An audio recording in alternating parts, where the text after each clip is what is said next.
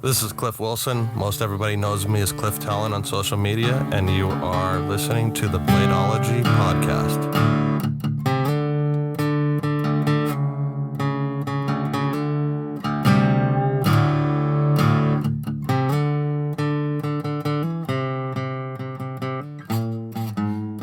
All right, we're going to jump into it like we do every week. Welcome to another episode of the Bladeology podcast.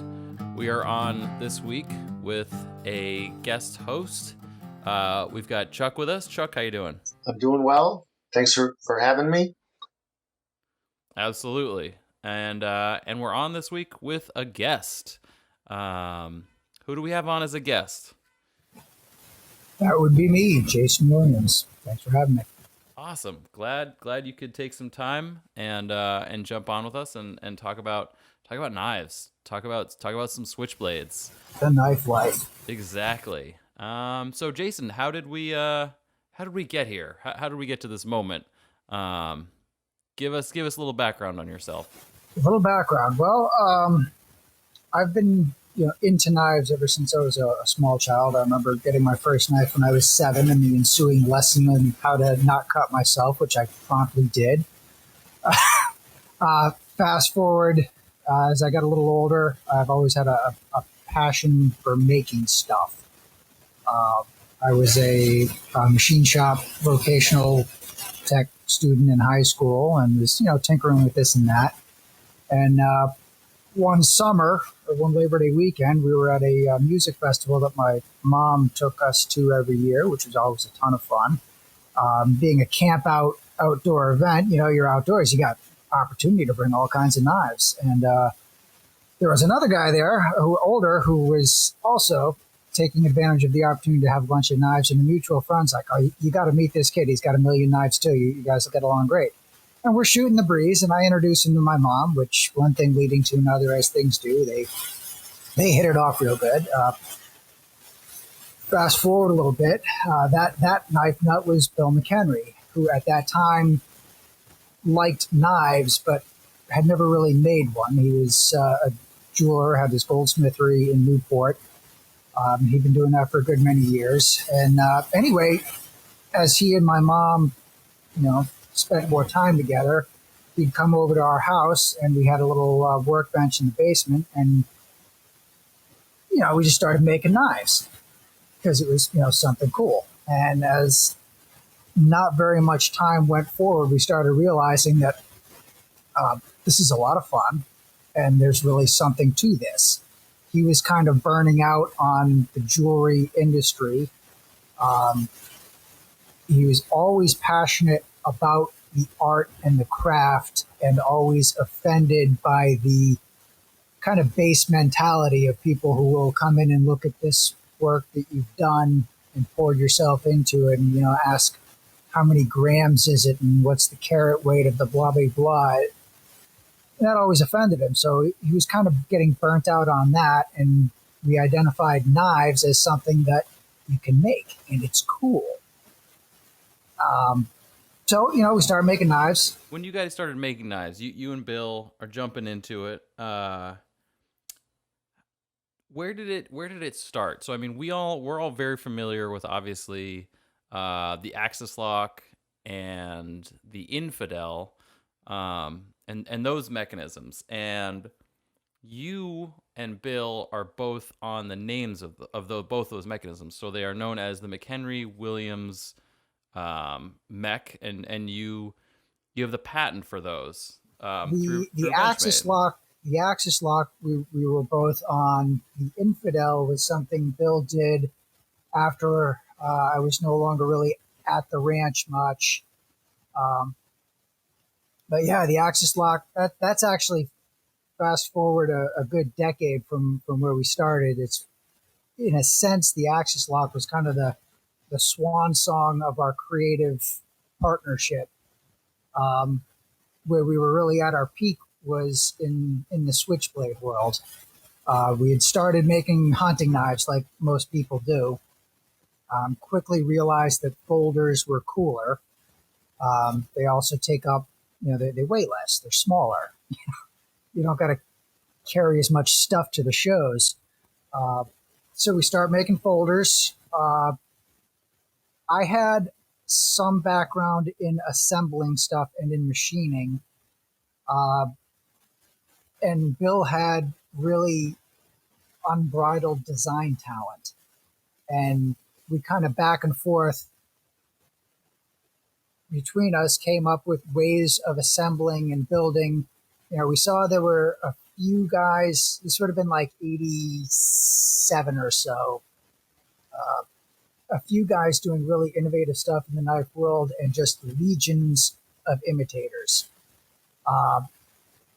So we started looking at, okay, let's not be among those legions. Let's try to solve the problems differently. And that was kind of the driving force at the beginning. Was for the first couple years, we never made the same mechanism twice in a row. There was always something structurally different. Sometimes it was stuff you could see and feel. Sometimes it was construction related. But it was always an attempt to push the bar higher. And that was kind of what led into making switchblades, different types of switchblades. The switchblades were also kind of prompted by the financial disaster in 1990 in Rhode Island. We'd been making knives and getting a feel for design and a feel for what we were wanting to make. And there was a knife dealer who was a really interesting guy, Pete Baribeau. He had kind of an eclectic array of stuff all the time. And at that time, switchblades were either antiques or European stuff that had come back from Europe from, with a service member. They were really rare and hard to get. And he had said, man, you guys make a switchblade, I'll give you $500 cash. Which at the time, okay, that's a lot of money. At that time, yeah, absolutely. So anyway, when the new governor took over, he had all the credit unions closed down because there was just massive fraud, theft, and abuse. And all of our money from all of our, my personal account, Mom and Bill's personal account, everything was locked up, but the mortgage was still due. Yeah, it was grim. So he calls Pete Baribeau up and says, "You ready to buy that switchblade?" Cool. So he goes in the shop and made a like a Hubertus lever release with a liner lock, and that was the first switchblade he made. And then I made a couple, and that kind of started it. It was very taboo at the time. The people at the NCCA were like, that's the devil's knife. You're going to get us all arrested. It's blah, blah, blah, blah. But it's like, well, we could either eat or not, so you guys can pound sand. And so we started making switchblades, and somewhere in that time frame, Bill had met Richard Wright at a gun and knife show. At that time, Richard was a gunsmith who did a little bit of knife making, and he is now a knife maker who does a little bit of gunsmithing. So anyway, he had come by one day and sat down with Bill and talked about how a sear works, how you get from this light trigger here to releasing this spring-loaded piece there. This might be something you can do something with. And hot diggity damn, that was something Bill could do something with. And the base idea for that went back and forth between the three of us, not like the three of us passing one model, one knife back and forth, but working individually. And within less than a week, the bolster release switchblade came into being. Bill and Richard and I did actually do a short run. We had this idea we're gonna produce these knives together, and very small number actually got made. It really basically turned into each of us making knives. So there was that, and Richard really took off with the bolster release. Bill and I made some, And then we kind of went down a rabbit hole of push buttons because, man, push buttons were cool. It looks like a switchblade. And that was something that was really important where at that time and still now, there's a certain customer that wants a hidden secret mechanism, which is a very cool trick. But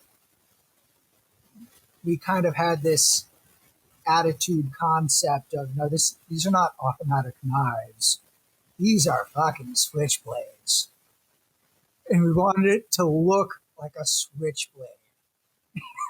I mean, there's merit to that. There are a lot of customers who want concealed mechanisms if they're in an unfriendly area, but some people want it to be overtly what it is. They want the mech shown. Personally, I don't think that the secret mechanism aspect is as real insofar as the law, because it's not like you're going to demonstrate to the officer how your knife works. I mean, it doesn't really work like that. If a cop wants to know what your knife is, he's going to take it out of your hands. He's going to say, here, hand me that, and he's going to look at it. But that doesn't take anything away from the very real fact that having a secret hidden mechanism is wicked cool. And I'm down with that, but we just decided to go that other route. So anyway, we get into push buttons, probably skinned that cat a couple dozen different ways. I mean, for a very long time, every knife was one of a kind, visually and mechanically. And then we kind of settled into the latch release, which streamlined button locks or button releases by making them wicked thin. You don't have to have a teeter-totter with a button over it or a teeter-totter with a button attached to it. You just blow right through with the teeter-totter. And I mean, we could do that with a 332nd bolster and a 40,000 liner, although a little bit thicker is a heck of a lot better. But nonetheless, you could do it that way. Wow. All right. So it was getting real in there. Like you guys. It was getting real, man. We were cooking with it. I mean, by this time, knives were going for much, much more. I mean, we had started $500 was a big deal.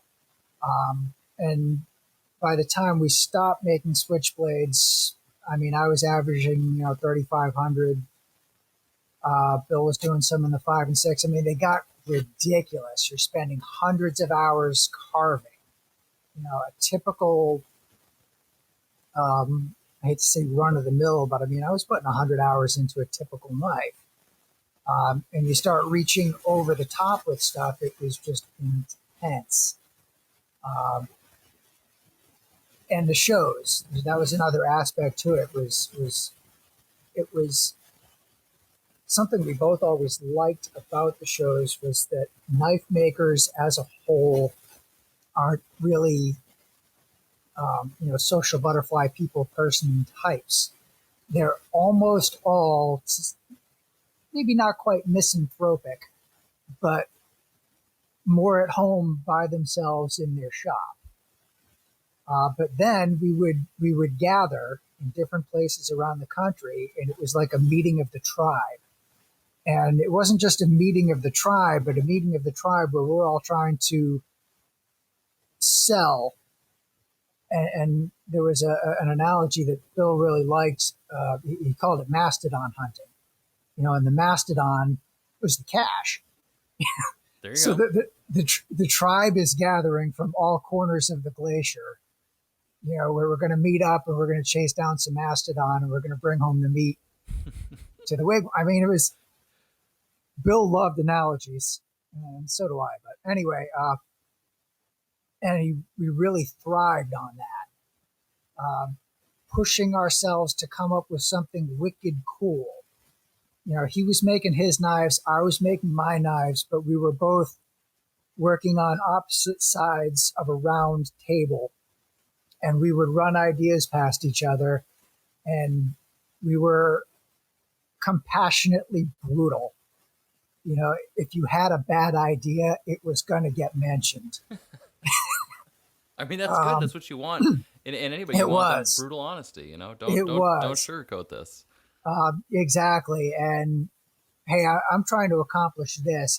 what are your thoughts? How do I accomplish that? Um,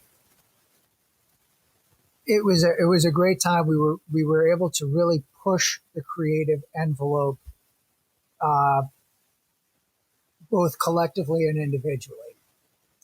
Bill, I taught him some things about putting stuff together, but he still essentially self-taught how to create mechanisms. Uh, Likewise, I designed my own knives, but he taught me how to design. So, I mean, we're working together yet individually. It was a hell of a time. We accomplished some stuff, and we were both very proud of what we accomplished. And it was during that time that we were trying to come up with something new all the time. We kind of embarked on a disciplined search for a different mechanism.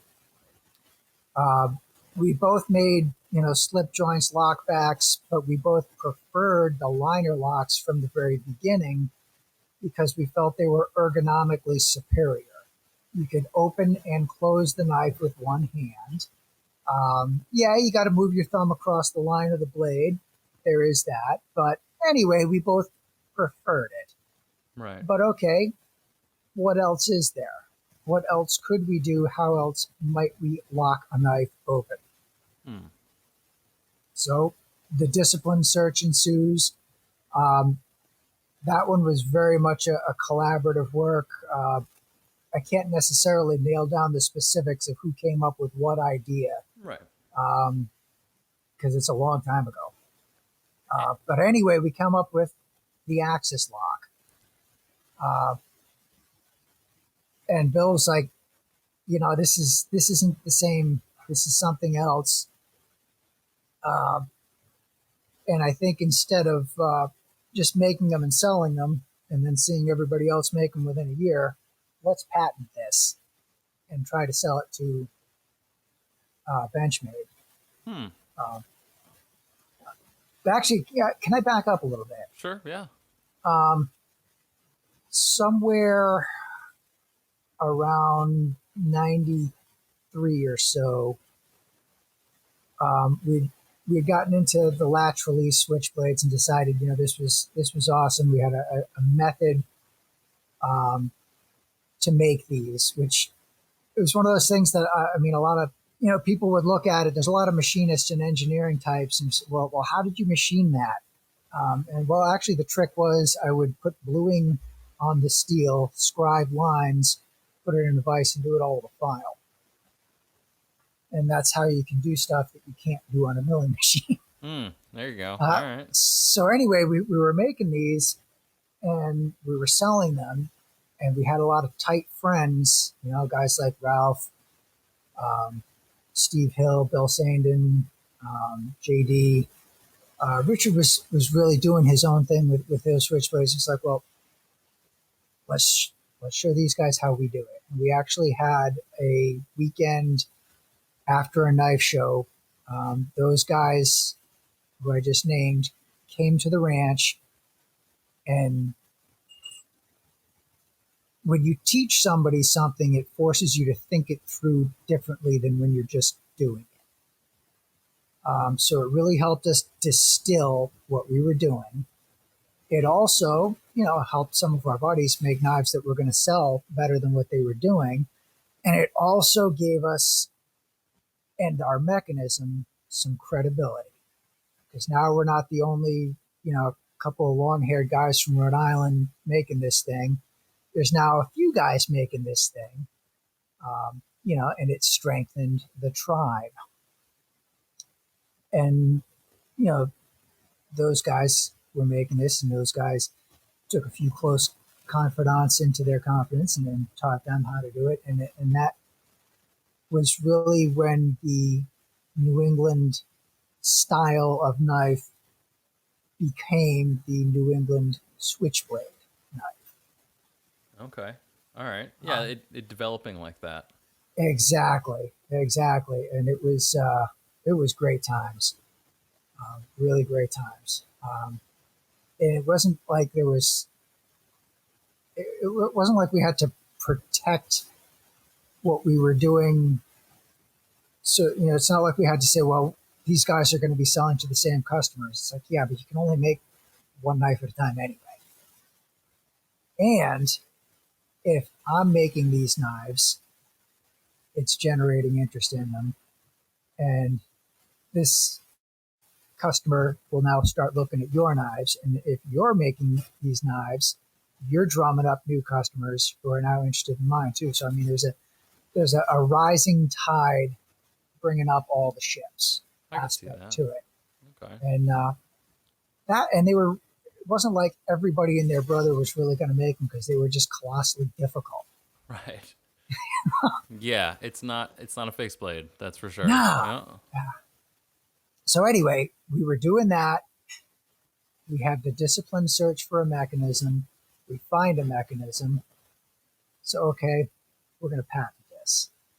How do we do that? Oh my God, look at how much that costs. So I was out of school by that time. I had like a 2.5-year associate's degree program in mechanical engineering. So, I had some basis for how to do the research and some basis in, I had to take a couple of technical writing courses. So anyway, I did the base patent research, drew up the first draft of the patent. We had hired a lawyer who just totally sucked. Got rid of him, got a different lawyer to do the patent search.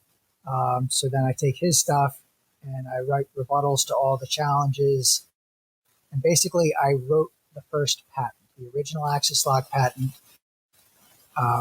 was written by me and then fine-tuned and filed and brought through the system by an actual lawyer, because that's how we could afford to do it. And that was one of the most challenging things I've ever done. It's just a colossal, it makes your brain hurt trying to read a patent. Oh man. Yeah, I've looked at a few. It's pretty tricky. It's not for the faint of heart. No, and we just couldn't afford to be faint of heart. Right. So we did this thing, and we knew that we wanted to go with Benchmade. There were not too many other outfits in that time who were doing that level of work. You got your pinned together manufacturers. At that time, Camillus was mostly that way. There were very few companies that were screwing knives together and doing anything resembling, technological manufacturing. We had met Lester a number of times. That whole dance of how we got in the door there is a whole nother story. Quite a time. Quite a time. So and it was, would he frequent shows back then? Would yeah. he? You must have known him Lester through shows. Lester knew everyone. We'd seen him at like guild shows, the Eugene show. Lester was very much a true believer of knife nuts. He was not a guy who ground out blades by hand. He was more like, rather than being like a guitarist, he was more of a band leader. He caused knives to be made. And he, like Bill, was a push the envelope guy. And he and Bill had a complicated relationship. We all did, really. But yeah, he saw it. He had the vision. He saw what this was. At that point, he was a little gun shy about jumping into bed with us right away, because he had just had a bad experience with another business partner. This would have been this was well after Pacific Cutlery. This would have been right after. It would have been 96, 97. So anyways, that all finally kicked off. We went out to Benchmade, to the mothership with a handmade my Carta handled more or less fully developed Axis lock that I still have. It's in my gun safe as we speak. And we spent about a week. Compromises were made, like that recurve in the blade on the 710.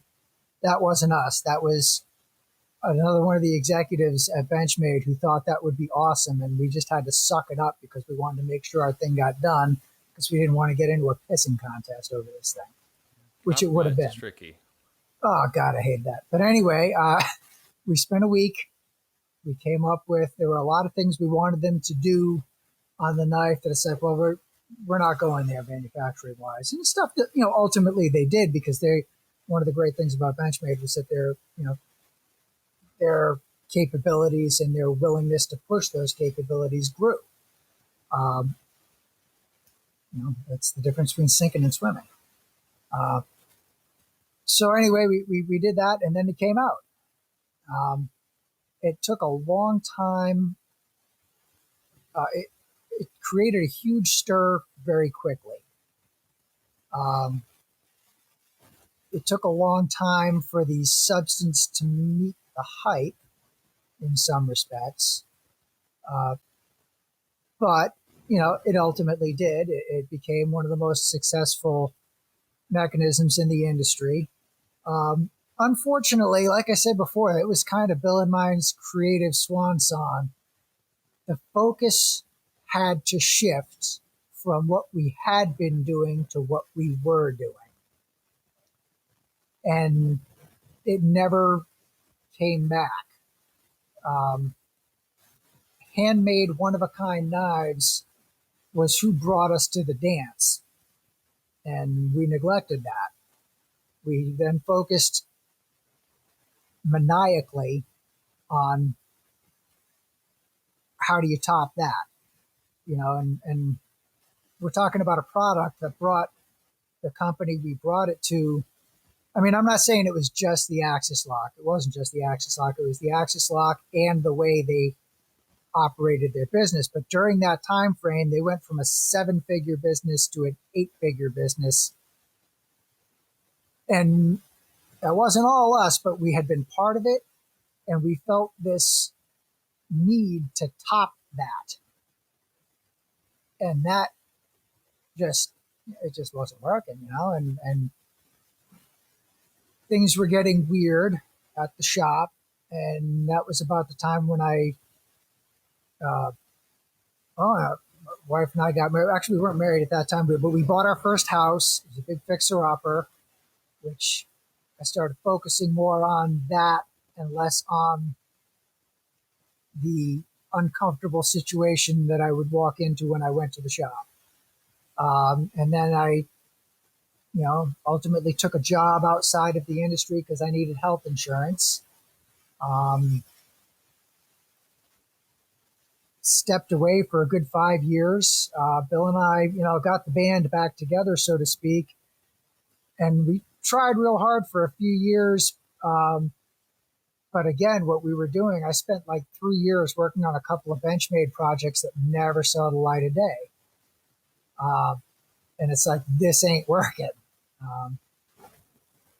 So, yeah, I mean, the Axis lock was a great and significant thing in my life and in his life. But it really marked the end of a powerful era. I mean, that's so tricky, and I can hear, there's a certain amount of heartbreak there when you create something that so powerfully affects, people in an industry, and you do that with somebody else.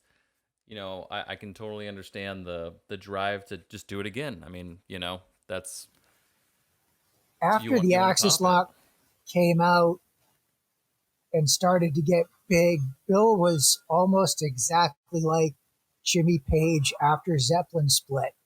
He's like, now what the fuck do I do? Right. Yeah. I mean, the Axis lock it sold millions and millions and millions and millions of knives. And like you said, I'm gonna bat for you on that one and say, yeah, I think a lot of the times it was the Axis lock, because like you said, it's one of the few locks out there, aside from maybe the Spyderco compression lock, which is recent, that you don't have to move your hand or your finger in front of the line of the blade. So I think that invites so many newcomers to knives that they feel comfortable operating, just because they don't have to do that. They can actuate the lock and close the blade, without fear of it cutting them. Ergonomics is really everything. Yeah. Something that Ralph Silvidio articulated very well early on, back when we were all still making straight knives. He'd said that a knife has to really look like something, or they won't come over and pick it up. But when they pick it up, it has to interact with their hand in such a way that they don't want to put it down. Then they pay you. then they give you the money, right? Exactly. Yeah, that's the way it works.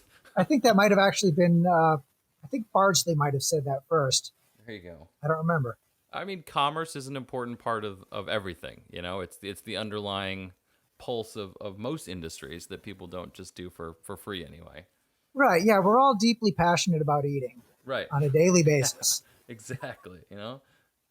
It's really great, and the rent and taxes are always due. So it's just Aren't they? The way it works.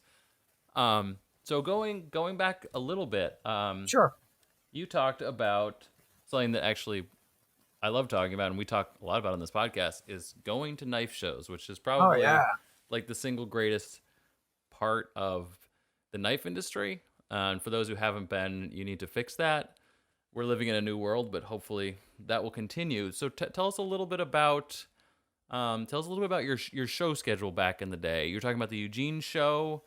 Yeah, we started doing that one a little bit later in the game. At first, we did the NCCA shows, and a couple gun and knife shows, like the Big East. I did the Big East a couple times. Man, that was brutal.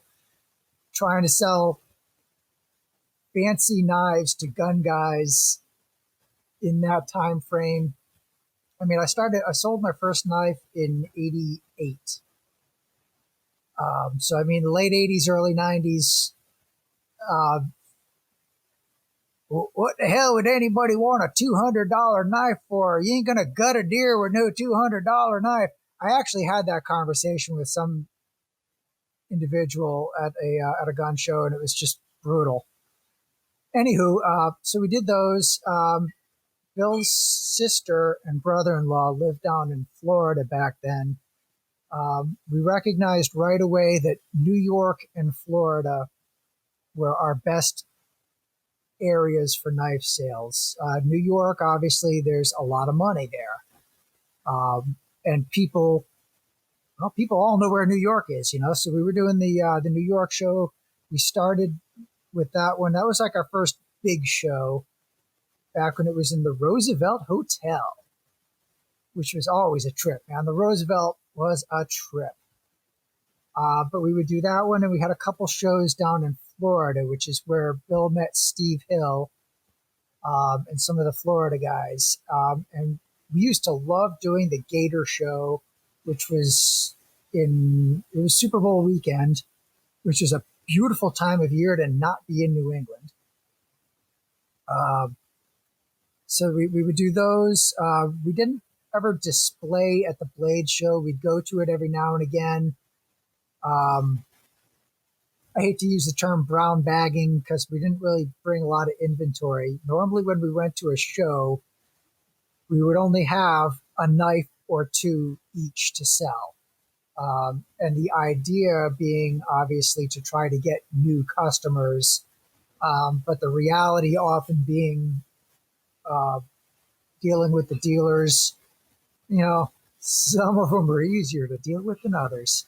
Right. That's always the case. Yep. Isn't it? But, hey, those guys, as hard as they grind you down, in principle and in reality, they find new customers for you who ultimately do contact you directly. So anyway, we would do those two, eventually the Guild. I don't remember when we started going to Eugene. Bill went to it before I did, and then we both went for a few years. Um, I want to say we first started doing the guild. First time I went was in Orlando. I think it was in Orlando for a long time. And then there was a year that it was in Vegas, and the year it was in New Orleans. So we would do, say, 3 or 4 big shows a year and a couple of club shows. I mean, that's still the club shows are nice. They're smaller, they're intimate, Yeah. They're still pretty much like that. Yeah. Now, did you guys do or did you do the SwitchCon show? Yes. The SwitchCon. Yeah, those were heady days, man. I remember that well. Actually, I still have the T-shirt. I just looked at it in the closet recently. Uh, there was the Valentins out on the West Coast. Butch, Sean, and Rainey. Incidentally, if you can get Rainey Valentin, you want to talk to him.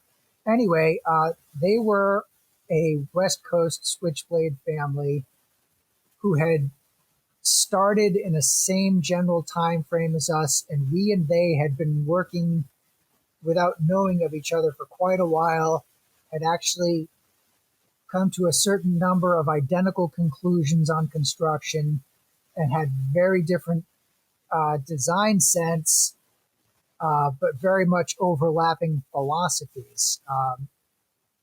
We really hit it off with them. Valentins are great folks. Unfortunately, we lost Sean a few years ago, and Butch just passed away this last year. A true pioneer in switchblades. But I digress.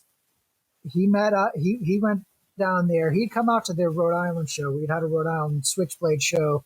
There was kind of a loophole in Rhode Island law saying that switchblades are illegal except for collectors, law enforcement, and military. So hey, collectors, you're in. So we started having these shows, and it really started picking up steam. One of the collectors, I'm not sure where Irv found out about us, but I'll just go with first names because I don't know what people want the world to know. But anyway, he got really into it, and he wanted to sponsor putting on this show and get a lot of the switchblade makers together, and guys from all over the country showed up to talk about the future of switchblade knives and what are we going to do. At that time, the Federal Switchblade Act is still in effect, I believe. So basically, interstate commerce is a no-no, but it turns out nobody actually cares. But technically, you can't have an organization whose sole purpose or driving purpose is to do something that's illegal. So we actually had this meeting where we all got together to talk about, are we going to lobby to change this law? Are we going to fight it to the Supreme Court? Does anybody have the kind of resources to pull that act off?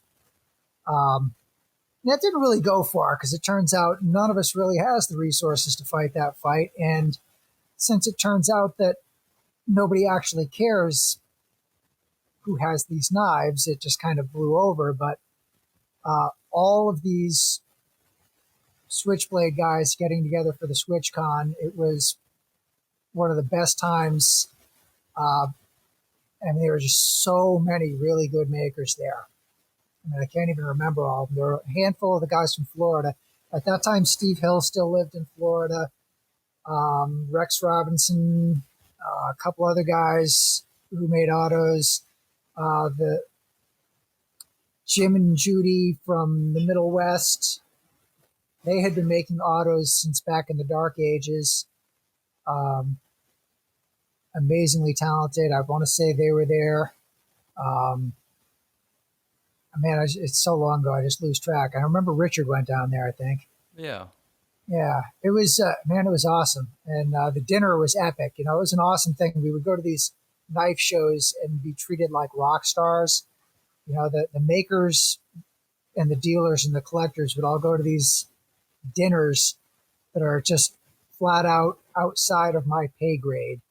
And the dealers would pass the hat and pay for the whole thing. I think the dealers and the collectors. It was just epic, man. They treated us like rock stars. We loved it. I mean, that's not a bad way to go. You know, go to a Right show, on. get dinner. That's and then not have to foot the bill. That's a bonus. I mean, that's nice. You know, And we would that's still real be nice. completely worn out because, you put you know how it is. You show up at the knife show, you have buffed the tips of your fingers off, you've been cut a few times, you haven't slept, you don't sleep while you're there because it's sparkle, sparkle, sparkle. You're on stage. And Bill was maniacally focused in many ways. And I mean, he wouldn't sleep for days and days and days. And he would take typically a week when we got back before he could even really walk much. He would literally crash out on the couch, get up, eat, lay back on the couch for 5-6 days.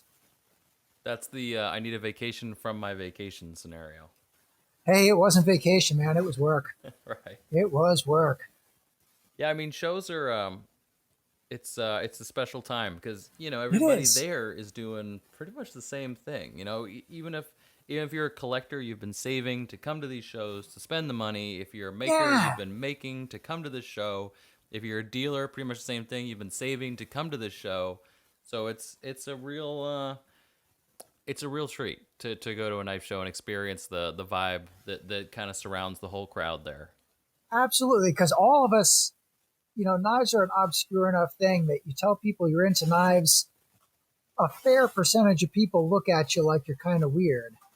And when you go to these things, you're in a room full of people, who not only don't think you're weird, but they're all weird.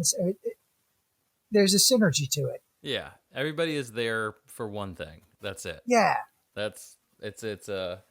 It's a mono-focused event, and that is the knife, the reason to congregate in a large crowd for sure. That's right. And what we always called the mosh pit. You got the show goes from whenever it goes to whenever it goes. But then after the show closes, people gather in these motel lounges and passing knives around. And that's where the real action in the show always was, in my opinion, was, as we called it, the mosh pit. Deals are made, ideas are discussed, stuff gets, drawn on napkins, ideas thrown around. Yeah, those were great times. Yeah. Oh, it is quite good. Yeah. So now tell me a little bit, we'll sort of work through the timeline here. So we're talking a little bit about shows. You mentioned that you sort of had a little background in machining. Yeah. How extensive was your background opposed to when you started and then when you finished? When I started, I had been, the high school I went to had a vocational program. So I would do my academics for half the day, and then I would spend half a day in a machine shop learning how to use lathes, milling machines, surface grinders. I've made a bunch of little hand tools and stuff that I still own. Kind of a base program that was designed to get people ready to go into an apprenticeship. And I excelled at it, thrived on it, and from that got a scholarship to go to a technical college of my choice. So I went to Thames Valley Technical College in Connecticut, which is now named something else. But anyway, and I did a mechanical engineering associate's degree program, where I learned, what passed for, computerized stuff at that time. I literally had to do a tape-o-matic program. And it was that out of date even then. The state of the art was the hell, I don't even remember what kind of computers were state of the art back then. So anyway, I had the mechanical engineering half degree and a few years of a machine shop apprenticeship type program.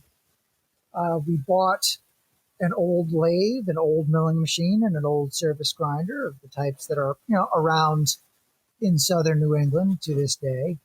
We didn't have anything that was computer or numeric controlled. We would clamp dial indicators onto stuff to get accurate idea of where you're going. But the bulk of what we were doing, I mean, there were a few machining operations. I was machining out pivots, modifying hardware, that kind of stuff, surface grinding to get flat after forging. We would take a piece of Damascus, forge out the blade, cut it off, surface grind it, make a folder out of it. So we were using, state-of-the-art 1940s machinery, the good stuff. A belt grinder that Richard built for us, and a forge. He also built our gas forge. We did have a nice modern heat treating oven, and just masses and masses of hand tools. We did a lot of stuff with jeweler's saws, files, that kind of stuff. So not necessarily high-tech machining. We did a lot of things that would make an air quotes real machinist shudder. But on the other hand, all about the end goal. Yeah, exactly. It's the end product. No matter how you get there, everybody gets there in their own way. Yeah, I've noticed that. When we started doing work with Benchmade and talking to other designers, design philosophies vary dramatically. You can almost tell when a knife maker used to be a machinist. As an aside, I don't know how many times we've all heard a guy say, "Well, I'm a machinist, so this will be easy." Yeah, right. Sure. Try it. Right, yeah. But there's an overwhelming tendency for people to either, design a blade and a handle, because a knife has a blade and a handle. And frankly, that sucks. You design a piece. We would create a line, different types of curves evoke different emotional reactions. And so, are you going to make a gentleman's knife or a scoundrel's knife? You're going to go with different lines and proportions to get them. And that was one thing that Bill had tremendous experience with. He spent decades designing rings and pendants, which are tiny. You got this tiny little panel of work. And again, you got to reach out, grab them by the eye, bring them over, reach into their soul, and elicit an emotional response. And his design capability did that. And whether it was designing the knife, the ornamentation, which, again, you can either make a knife and ornament it, or you can make a knife based on where you want the ornamentation to go. And, done both ways, and it's all viable. But designing in such a way that you access their emotional state, to me, far surpasses a blade and a handle. You know what I mean? If you can't grab people visually, yeah, I mean you're in tough waters. That's true. Yeah. If it doesn't look like something, they won't pick it up. Right. Yeah, that can be tricky. Ralph Savidio also had an innate sense of the dramatic use of proportion. All right, tell me a little bit about that. So, Richard sent me a picture of him, Bill, and Ralph, and they're at a show holding The Valkyrie. Yeah, and it's just like Yes. it's a pretty amazing picture because everyone's got so much hair and it's clearly like a time and like it's pretty metal. Like it's actually like it looks like an album cover because you have these three guys and they're just like everyone's like Mustachio Joe and it's like really like it's intense. So tell me a little bit about Ralph. Tell me about that picture a little bit. What's the mystery? About Ralph or about the picture, about the knife? Sure, all the above. All of the above. All right, we met Ralph really early on at one of the Varnum Armory shows, I think. And he had learned to make knives. He had been making knives long before we had. And I don't want to say that he learned from Norm Bardsley, but he lived nearby to Bardsley. And I don't know if you're familiar with him, but he was he made big, flashy stuff. And he very dramatic, fantasy knives, boot knives, that kind of stuff. And so Ralph kind of followed down that. He made a lot of very dramatic boot knives. Anything from really big to more, concealable. But yeah, he made fighting knives predominantly. Ralph was a real interesting guy, talented electronics worker he did a lot of cool stuff. Anyway, we met him early on and got to hanging out with him in the same general time frame as we had met Richard. Richard lived closer, so we saw him more often. The Valkyrie was one of very few collaborations Bill did. Bill was a very personable guy, and he played well with others, but there were very few people he was willing to work with.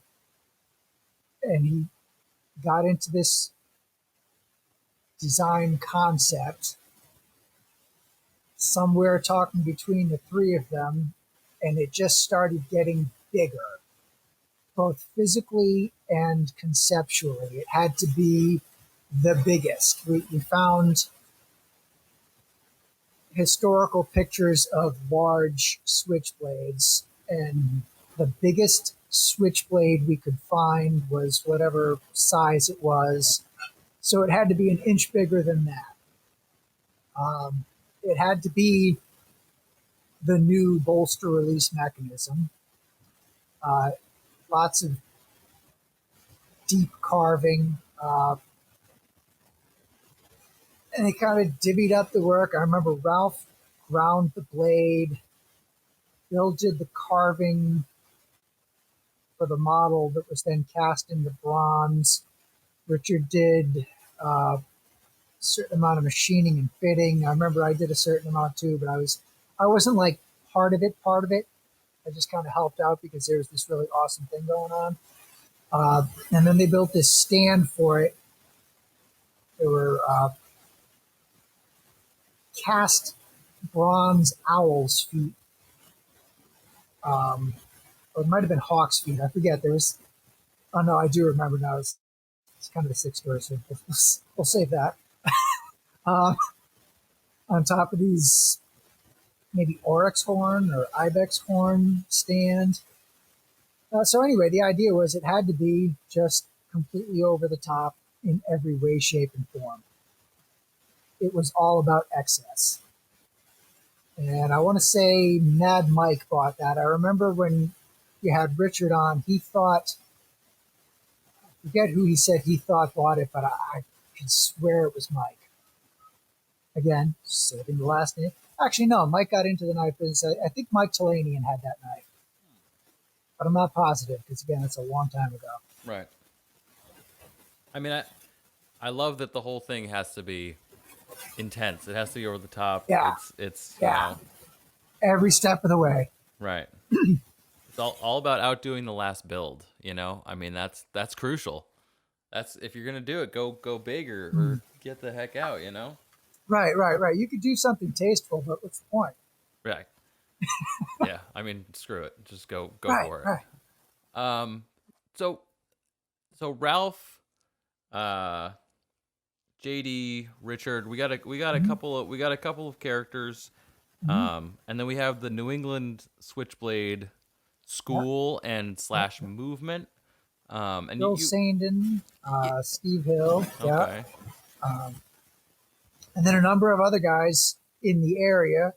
Um, I want to say, if I'm not mistaken, Chuck, didn't you learn folder making through Ralph?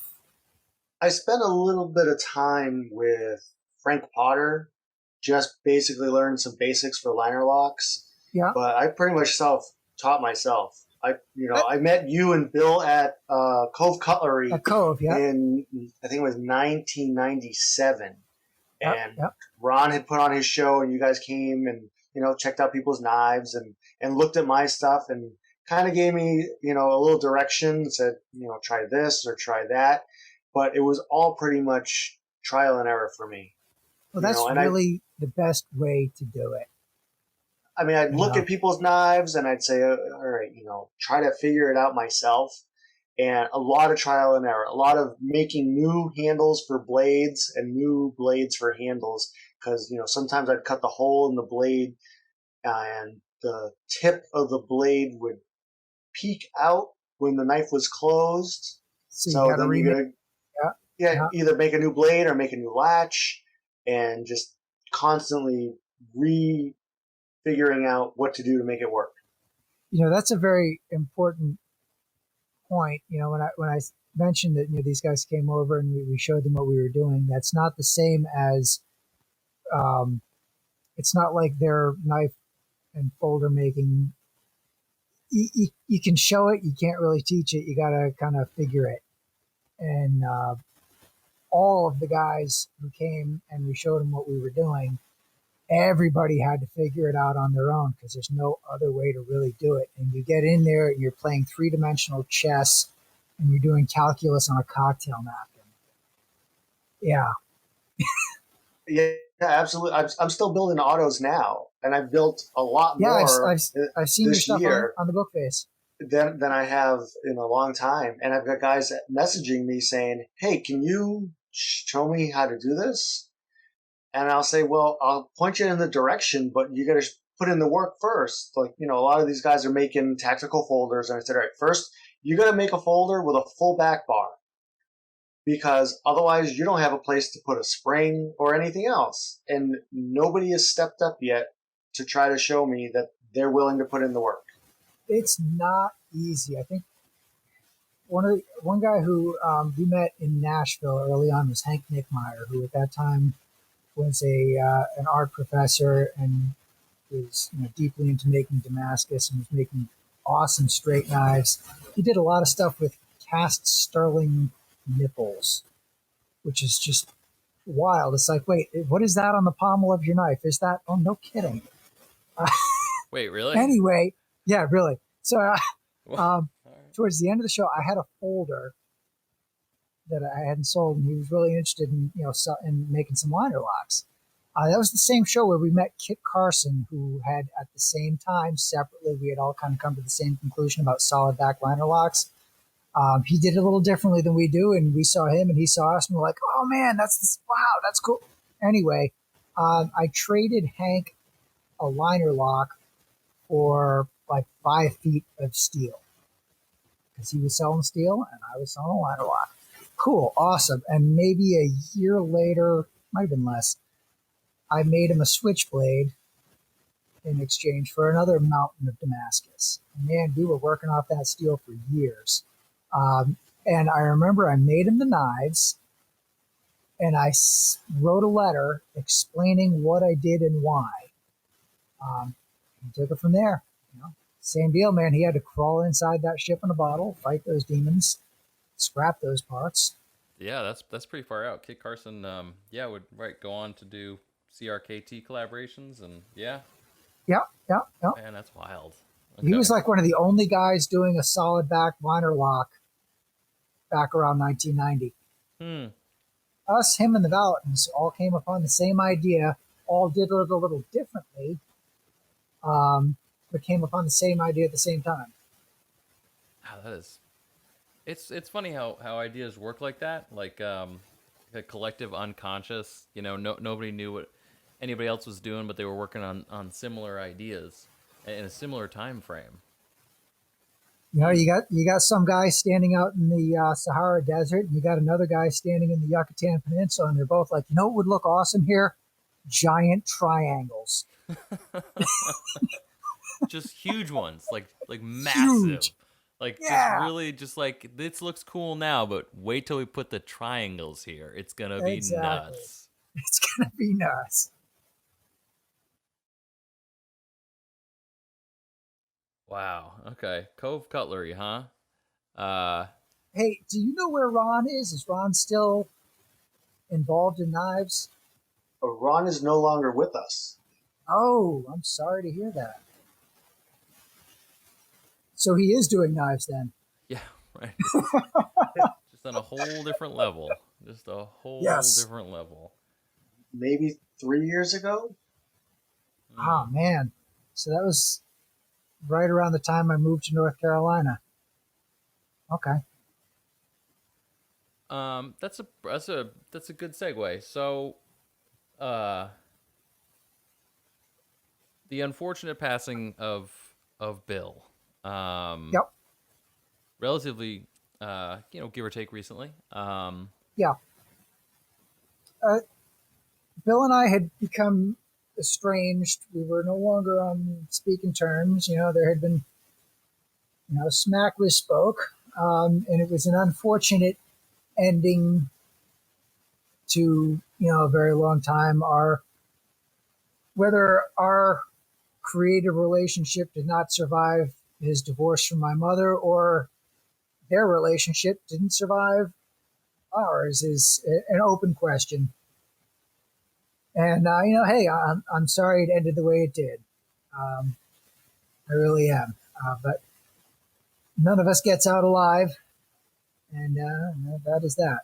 Yeah, that is unfortunately true, or fortunately, matter just reconstitutes somewhere else into some other thing.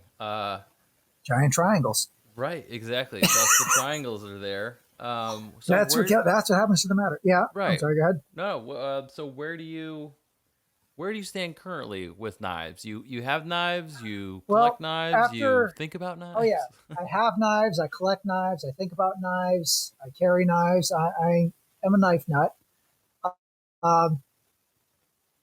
When Bill and I, like I said, tried to get the band back together, and it wasn't jiving. I kind of assembled a certain amount of tools in my garage, but my head and heart wasn't really there. And I had all these ideas. I'm going to do this. I'm going to do that.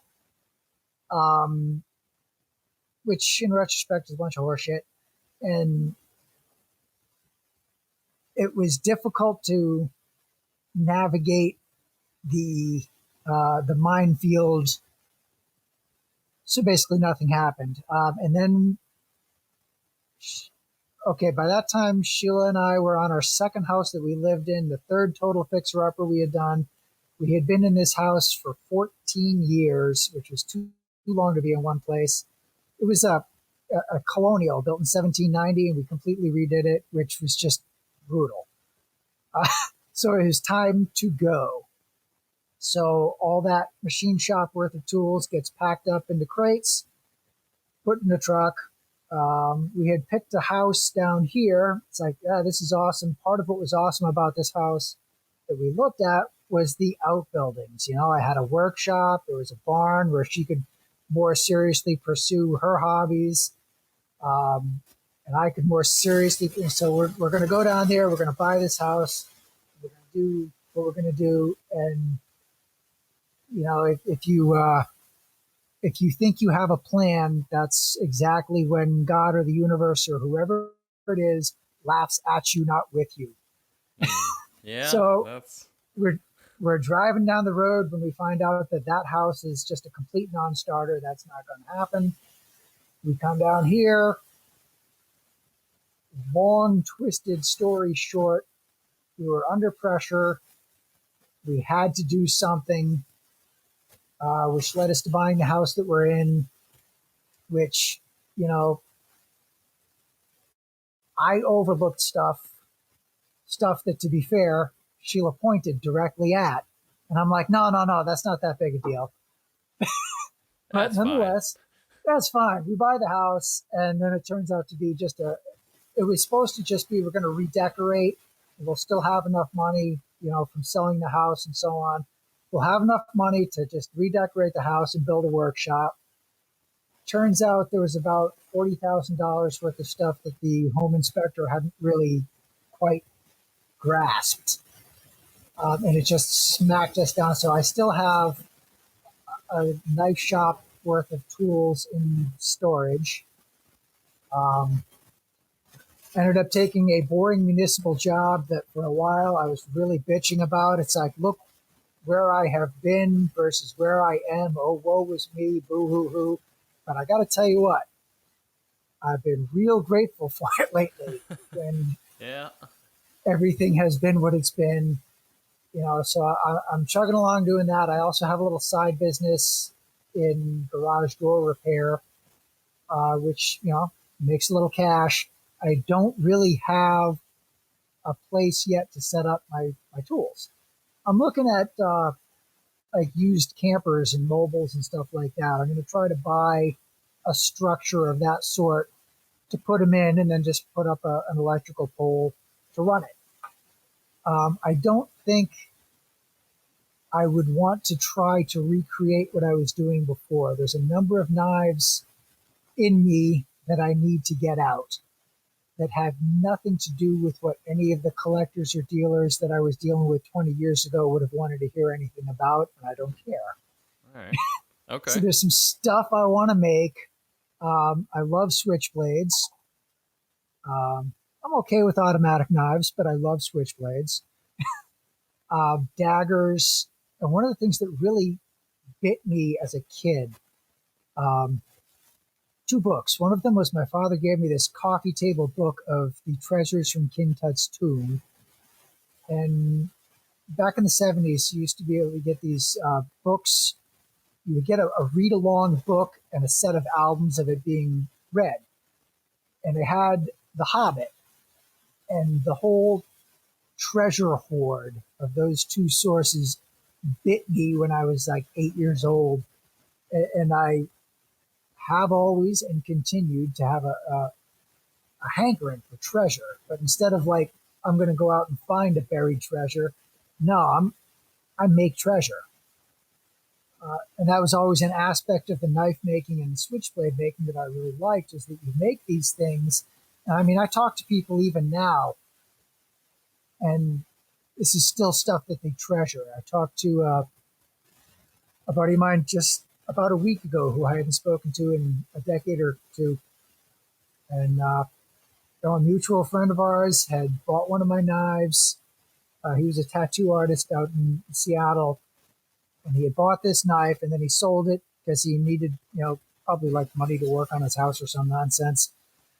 And he's now trying to find the guy he sold it to. So he wanted to know if I knew who that was, where that guy is, so he could try to track it down and get it back. Yep.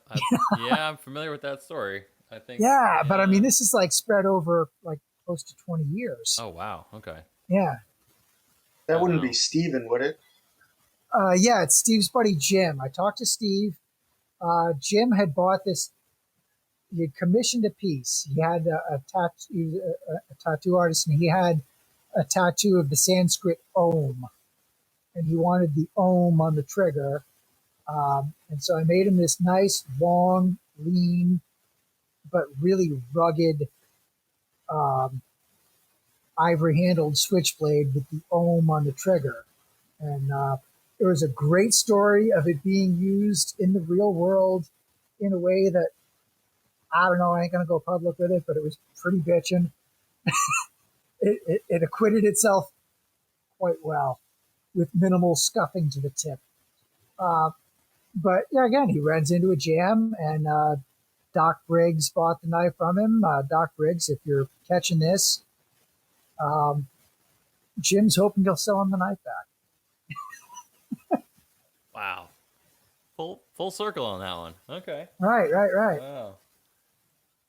I mean, it's knives. So I know Chuck's heard me drone on about this previously, and we've talked about it. But so I mean, these things are created out of crude materials or refined materials, whatever. They are created out of materials, and then at some point they are released into the wild, and then either A, they live forever and are never seen again, or they live forever and they reappear in different people's hands, in different collectors and different dealers, and sometimes back with the maker.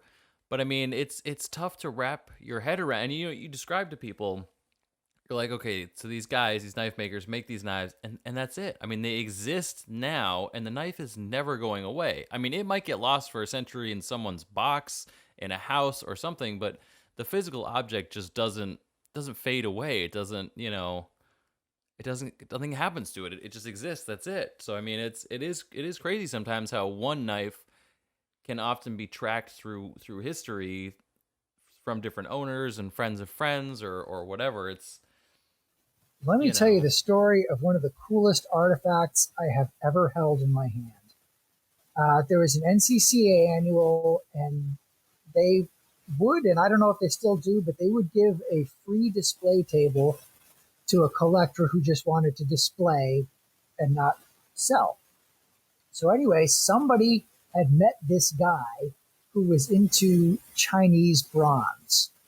He just collected Chinese bronze stuff. So this guy had, arrowheads, spear points, a crossbow lock that was still functional because it was made in bronze. This was all from the Bronze Age. So we're talking, 3,000 or 5,000 years old, right? Yeah, yeah. So the bulk of his collection was excavated at this one particular battle site. He had a dagger that was distinctly different looking than the rest. And well, where does this come from? Well, it was found at that same battle site, but it is at least 1,000, if not 2,000 years older than that. And it didn't come from China, it came from Central Europe. So you've got this dagger that had spent a millennia used, passed around, passed down through antiquity across, 10,000 miles of space before it was lost in battle 3,500 years ago. That's insane. Yes.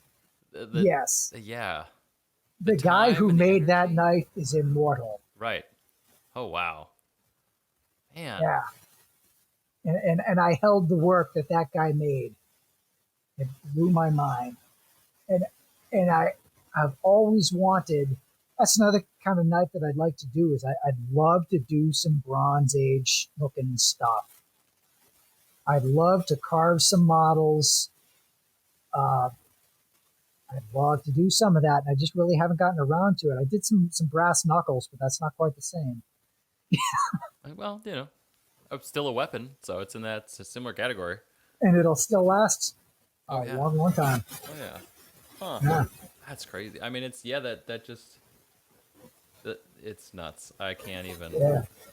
Generations of passing something like that down or using it in different areas of the world. It's a millennia Yeah. before it gets lost in battle. And now it's many millennia since. It was just so mind-blowing. And this is the kind of stuff you find at knife shows. The knife collectors, I mean, obviously there's a lot of knife collectors who collect guns. Okay, awesome. You get to talk to these collectors, you get to see some really cool stuff.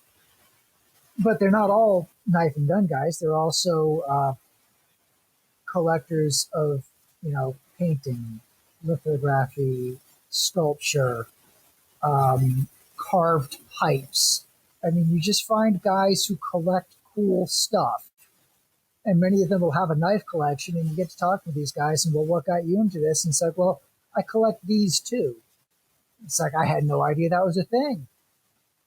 Wow. Yeah. It's so awesome. It is pretty crazy. Yeah. The knife world is a unique and beautiful thing. It is. So it sounds like okay. So it sounds like you've taken a breath from knives. They're still there, and you've still, like you said, which was very eloquent. You still have some knives in you that you need to get out. I do. Okay. All right. Wow. So we should for sure be looking into the future for these knives at some point.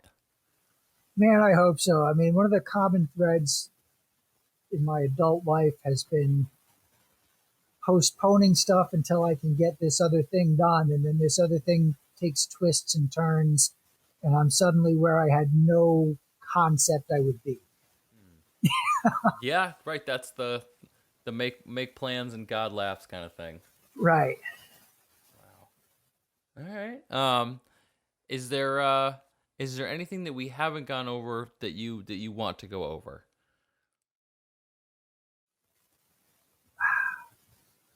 Obviously, I like to talk, man. I could just keep going. But no, I think we've probably kind of reached a reasonable wrap up point with this. I mean, there's so much more about Bill, about his work, my work, our work, about the guys that we knew. I mean, it was a rarefied atmosphere. There were some really amazingly talented guys. Some of them you've had on your show, and some more I can't wait to hear from. Knives are a canvas that you can really run with, and somebody will still buy it.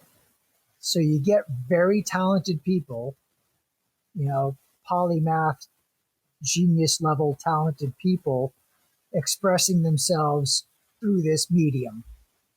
And man, we could just go on and on about that, but I think that's the perfect place to wrap. Right on. Okay. I dig it. I dig it. Well, I really appreciate you coming on. I appreciate you taking time, and this is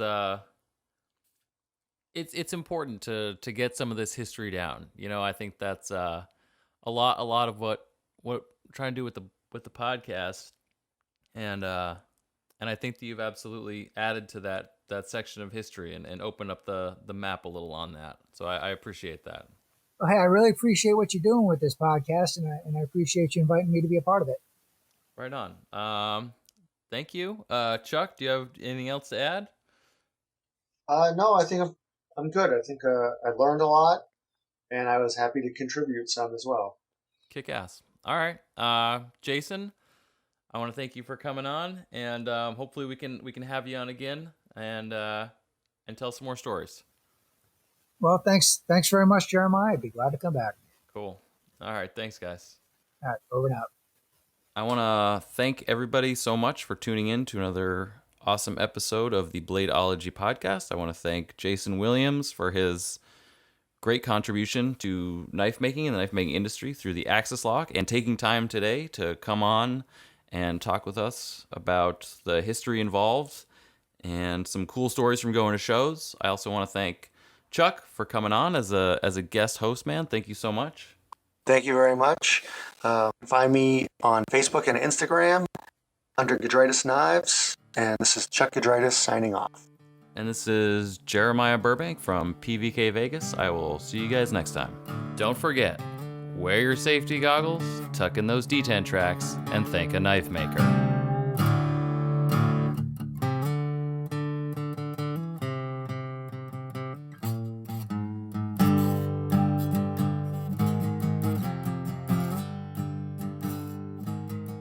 I hope that the occasional F-bomb, that's just the way I talk. I hope I didn't exceed the limits.